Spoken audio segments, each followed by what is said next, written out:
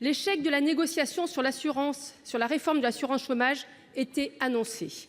Né de la volonté du chef de l'État, supplantant celle du gouvernement, annoncée devant le Congrès de Versailles, concrétisée par le dépôt d'un amendement tardif au moment de l'examen du projet de loi pour la liberté de choisir son avenir professionnel par le Sénat, la renégociation anticipée de la convention d'assurance chômage, alors que la précédente ne datait que de juillet 2018, n'était pas placée sous les meilleurs auspices. Déjà, un sentiment d'absence de respect du débat démocratique vis-à-vis de nous parlementaires, mais également des partenaires sociaux, laissait planer une volonté de recentralisation de l'assurance chômage par le gouvernement. C'était une provocation que de demander aux partenaires sociaux, dans votre lettre de cadrage, 3 à 4 milliards d'euros d'économies que vous n'auriez pas pu assumer politiquement, alors que par vos propres décisions en juillet, vous faites le choix délibéré d'aggraver le déficit annuel de l'Unédic de 500 millions d'euros. C'était une provocation que de leur demander de négocier sur un bonus-malus d'ores et déjà acté par le président de la République. Ma question est donc la suivante. En supprimant les cotisations chômage des salariés, pour les remplacer par de la CSG, évoluant d'une logique d'assurance à une logique de solidarité, n'avez-vous pas implicitement prémédité la déresponsabilisation des syndicats et tronqué une négociation à laquelle vous n'avez peut-être vous-même jamais cru, mais dont les conséquences signent quasiment la fin du paritarisme dans notre pays?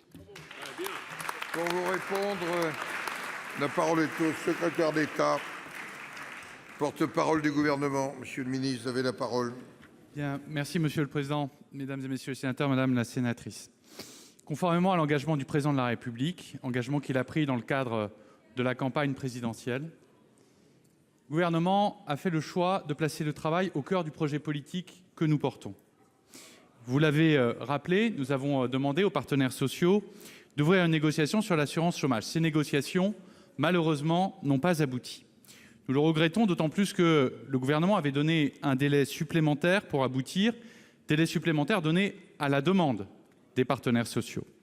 Les questions que nous avions posées alors restent entières et il appartient au gouvernement de reprendre la main sur le dossier de l'assurance chômage. Nous le faisons en poursuivant 2 objectifs. D'abord, lutter contre la précarité et ensuite inciter au retour à l'emploi. Cet enjeu de la transformation est d'ailleurs double. D'abord, inciter les entreprises à proposer des contrats de travail plus longs et privilégier les embauches en CDI pour déprécariser. Et ensuite, toujours s'assurer que la reprise d'emploi est plus intéressante que le fait de rester au chômage. De très larges consultations ont été engagées par Muriel Pénicaud avec les partenaires sociaux, avec les associations de chômeurs, avec les mouvements d'employeurs, les parlementaires, les organisations de salariés, y compris les organisations de salariés non représentatives. Et à l'issue de ces consultations, des mesures seront présentées au printemps. Elles feront l'objet d'un décret qui sera mis en œuvre cet été. Vous le voyez, Madame la sénatrice, il n'y a, dans l'action engagée par le gouvernement, nulle volonté de remettre en question le paritarisme.